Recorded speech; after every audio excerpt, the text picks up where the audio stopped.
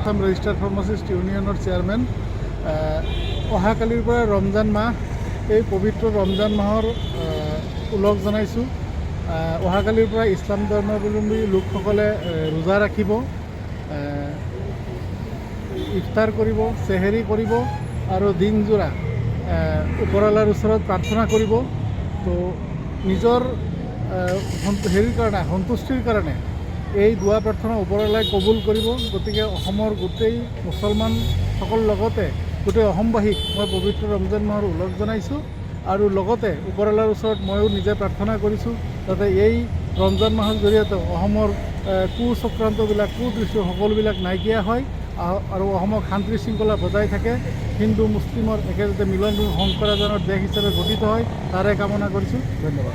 আজিৰে পৰা পবিত্ৰ ৰমজান মাহ আৰম্ভ হৈছে।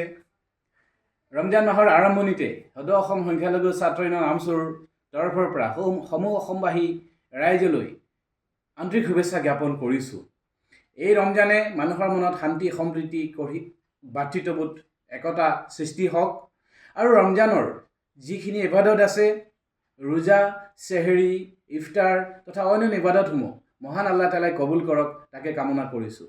আশা কৰিছোঁ আমাৰ মাজত শান্তি সম্প্ৰীতি এনাজৰীডাল কটকটীয়া হ'ব, মানুহৰ মনবোৰ নিকা হ'ব। মহান আল্লাহ তাআলাই প্ৰত্যেককে কবুল কৰক, তাকে কামনা কৰিছোঁ।